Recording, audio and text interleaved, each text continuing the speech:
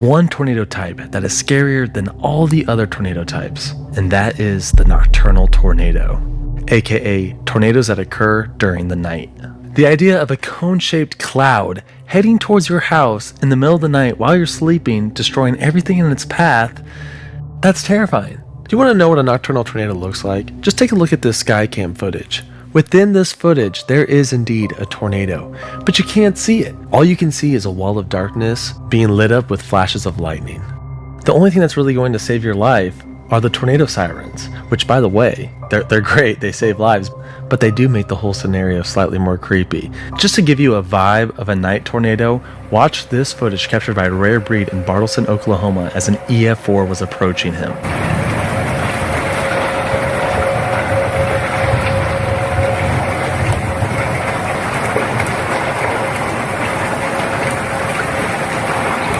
Just the anticipation of a tornado is scary enough. Here's another example that occurred in Georgia.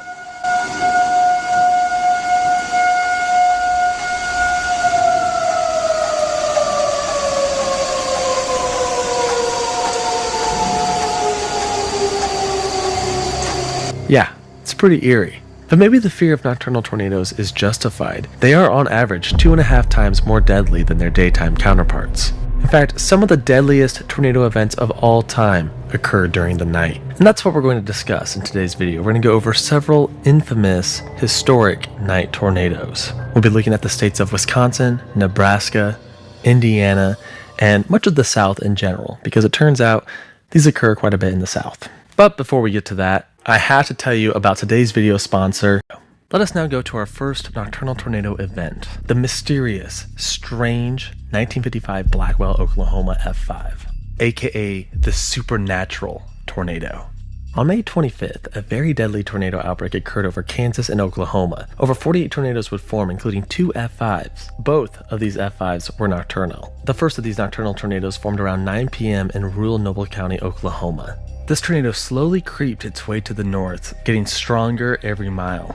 By the time it reached F5 strength, it was just outside the city of Blackwell, Oklahoma. In Blackwell, Oklahoma, few people knew that a strong F5 tornado was heading straight towards them. But within a few minutes, it reached the city. Thankfully, the tornado wouldn't strike the heart of the town, but it did skim the very far east part of Blackwell. In this small area alone, 400 homes were destroyed and 20 lives were taken. On top of the 20 fatalities, 300 were injured. After leaving Blackwell, the tornado dissipated as it crossed into Kansas.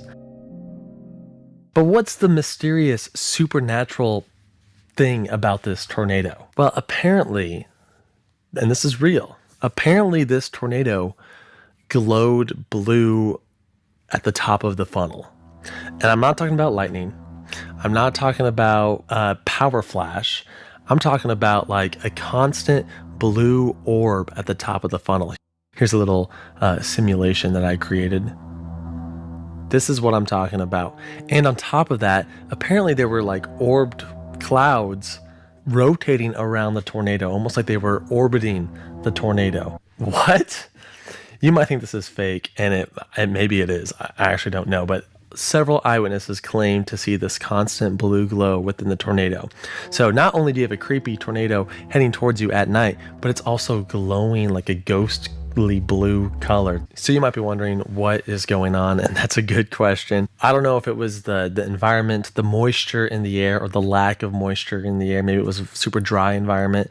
Maybe it was a super humid environment.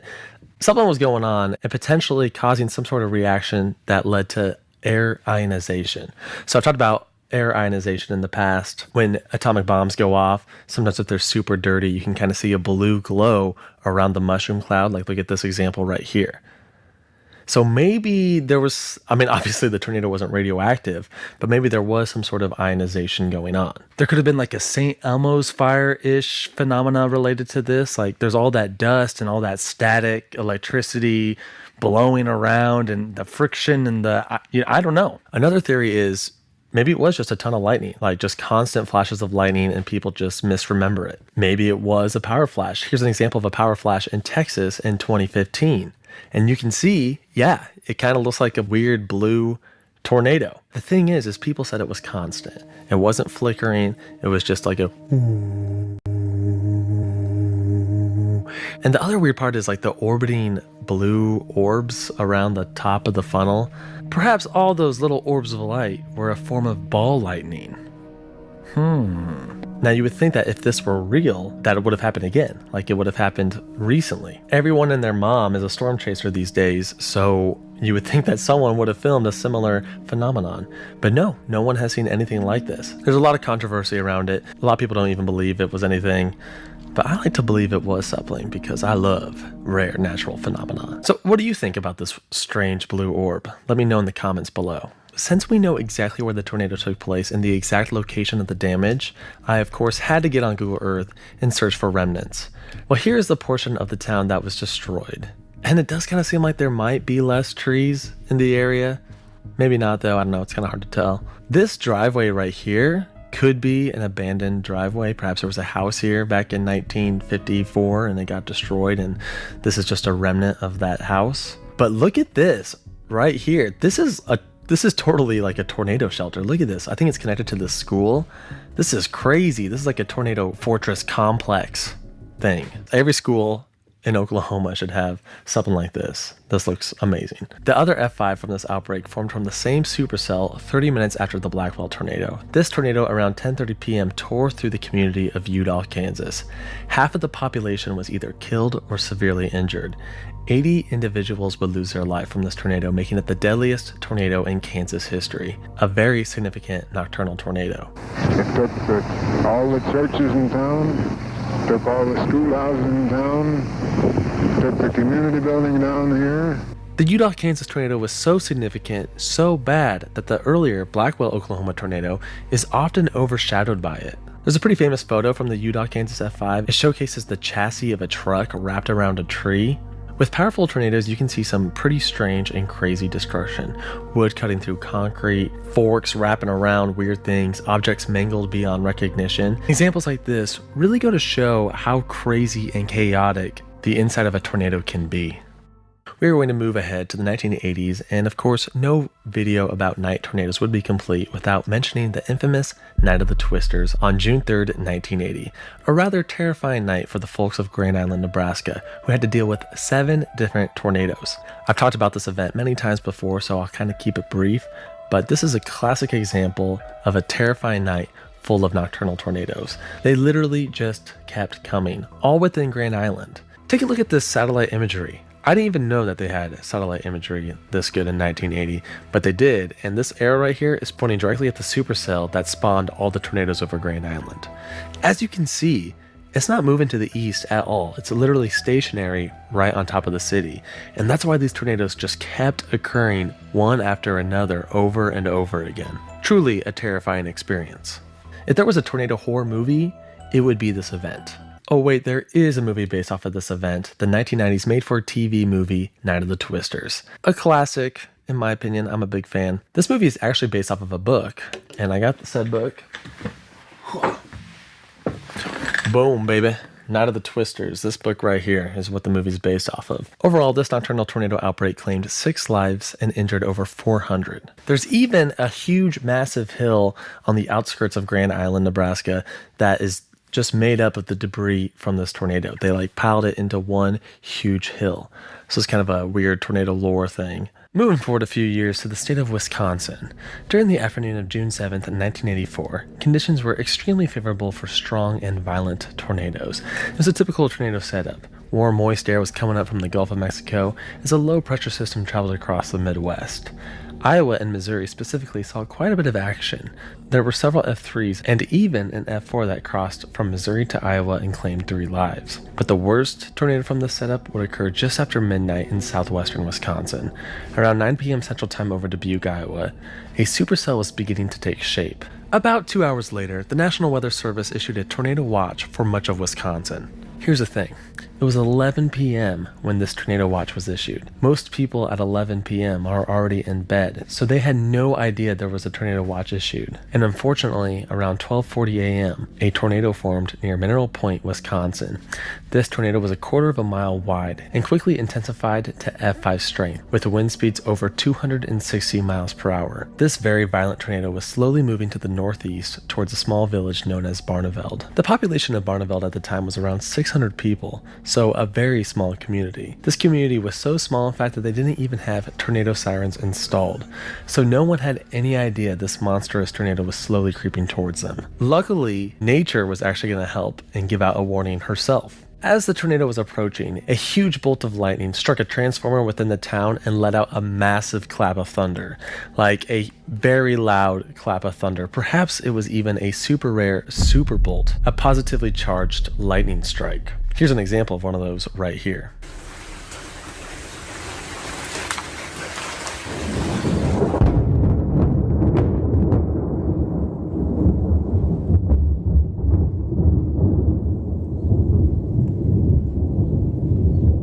This super loud clap of thunder fortunately woke a lot of the townsfolk up. On top of that, it took out the town's power, which may be a good thing. So large tornadoes actually emit a loud sound. Many people who have witnessed a tornado claim that they sound like a mix between a train and a jet engine. I've never heard her scream before, and she screamed, "That's not a train, that's a tornado." So when all of the power is out, all those random things in your house making noise, like your AC, your fridge, whatever, they all emit like a slight white noise. And without the hums of all those machines, people could probably hear this massive tornado slowly approaching them just outside their town. This experience would have been absolutely terrifying for sure, but being scared is good because it means you're going to get to safety. But the people of Barneveld wouldn't have long, as the tornado was moving quite quickly. And at 12:40 a.m., it tore through the heart of the town at full F5 strength, destroying everything in its wake with wind speeds over 250 miles per hour.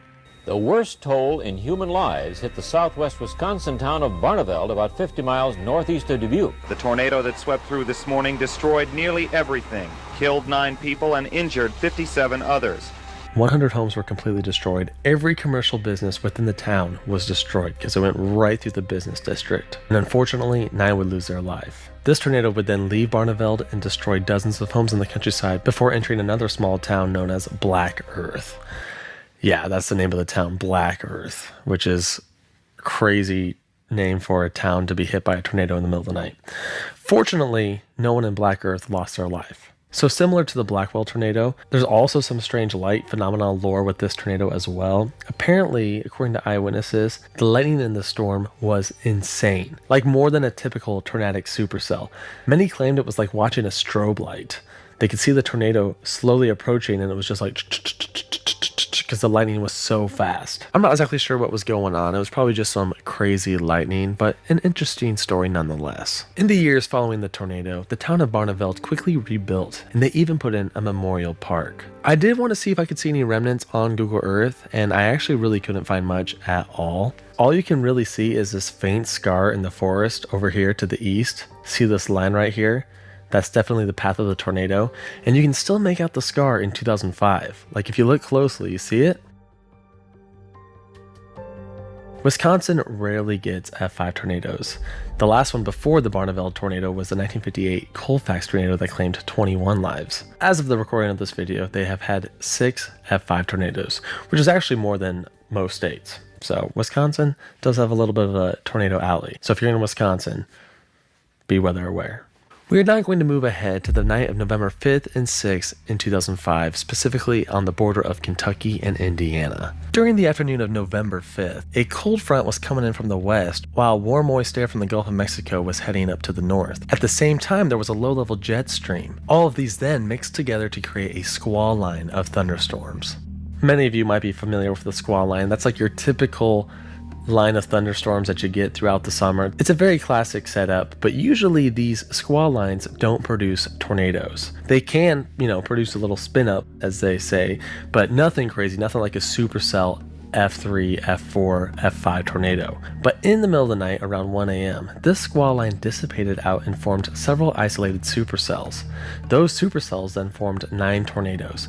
2 of these tornadoes were F3s, and one of them was the deadly Evansville, Indiana nocturnal tornado. The initial tornado formed deep in the night around 1:40 a.m. near Smith Mills, Kentucky. Thankfully, the early phases of this tornado would occur over rural land. The tornado crossed the Ohio River into Indiana, where it mostly tore up some trees and damaged a few roofs. This area is a very windy part of the Ohio River, so the tornado actually crossed the river several times going in and out of Kentucky. Now, even though this tornado mostly occurred over rural areas during its initial phases, unfortunately, it was slowly heading towards a highly populated area. And if we look at the path of this tornado, it's slowly heading towards the Eastbrook Mobile Home Park. The worst place you can be during a tornado is inside a mobile home park. Tornadoes pick up these trailers and throw them, and it's a terrible place to be. This tornado was heading towards a mobile home park, and since it was 1:40 in the morning, hardly anyone knew. There were people trying to get the word out. A local news station, News 25, was live and covering the progress of the tornado. The skycam footage I showed at the beginning of this video is from this live broadcast. This meteorologist, Wayne Hart, even called his family to wake them up during the event. And Chad, I'd appreciate it if you'd make a phone call for me and get my family alerted. Vanderburgh County is now under a warning. Okay, please call my family at home. I want to get them up. But Vanderburgh County now under a tornado. Wayne Hart does his best to get the word out, but unfortunately, there was only so much he can do, as most people were sleeping. This is a dangerous situation in the middle of a Saturday night in November when no one is expecting a tornado. We've got to get people awake. We've got to get them out of harm's way, or at least into a safe location in Newburgh and points northeast of Newburgh. Wayne Hart did all that he could to warn the southern portions of Evansville, but unfortunately, around 2 a.m., the Eastbrook Mobile Home Park took a direct hit. Out of the 350 mobile homes, 100 were completely destroyed and 20 lives were lost. The tornado was not done yet. After tearing through the Eastbrook Mobile Home Park, the tornado continued into the suburb of Newburgh, where it destroyed several homes, including 4 more mobile homes, and in these mobile homes, 4 additional people lost their life. Hopping on Google Earth, you can indeed see the path pretty clearly. There it is right there, tearing through Camp Brosend. I am a bit confused. Like, this right here looks like tornado damage for sure. There are blue tarps out, and there's some destroyed homes. Like, look at this example right here. But the date on here says February 2005, which means this image was taken before the tornado occurred. There must be some sort of mistake here. I don't know. This is definitely tornado damage. I mean, look at these trees. Yeah, that's tornado damage. In the end, 500 buildings were destroyed and 24 lives were lost during this terrifying nocturnal tornado. 24 lives is a large number for any tornado, but this was just an F3. This wasn't even an F4 or an F5. Still a violent tornado. Anything really above an F2 is a violent tornado. Every tornado is serious. I'm not trying to say go out and run into an F0 tornado. Don't do that. But for an F3 tornado, this is still a pretty high death toll. There's only one image of this tornado, by the way. It was captured by a hospital in Newburgh. It's a pretty eerie image, too. Nocturnal tornadoes are very common in the South. Why is that? So the South, specifically Dixie Alley, has 2 tornado seasons, one in March/April and one in November and December. The spring season is usually more severe. Now, in case you didn't know, it gets dark early during towards the winter solstice, during the winter time. In fact, it can be dark by like 5 p.m. in December. And for this reason, any tornado that occurs after 5 p.m. is a nocturnal tornado because it's dark out. This is just another reason why Dixie Alley is so dangerous when it comes to tornadoes. There's no basements, there's lots of hills, and lots of night tornadoes. Here are a few notable nocturnal tornado events down south. 32 lost their lives during an F5 tornado that hit the surrounding suburbs of Birmingham, Alabama on April 8th, 1998. Here on YouTube, ABC 3540 has done several memorial documentaries about the event. I highly recommend you check those out. 1998 was a bad year for nocturnal tornadoes because earlier that year, the state of Florida had their own Night of the Twisters during the Central Florida tornado outbreak on the early morning of February 23rd. 7 tornadoes formed between 11 p.m. and 2:30 a.m. within Central Florida close to Orlando, leading to 42 fatalities, including the Kissimmee F3 that killed 25 individuals alone. This tornado is the deadliest in Florida history. All the fatalities from this tornado occurred at 3 different RV parks: the Ponderosa Pines RV Park, the Great Outdoors RV Park, and the Morningside Acres Mobile Home Park. It seems to me that nocturnal tornadoes have become more common in recent years. Like for example, there was the Barnesdale tornado earlier this year, the Rolling Fork, Mississippi EF4, and of course the 2020 Nashville tornado outbreak, specifically the EF4 that struck Cookeville, Tennessee. Now when it comes to Cookeville, Tennessee, I actually want to do a long format tornado video documentary on this event, so I'll be saving that for a future video. Be sure to subscribe. And there is one other tornado that I have not mentioned, and that is the Greensburg, Kansas EF5, the very first EF5. This occurred in 2007.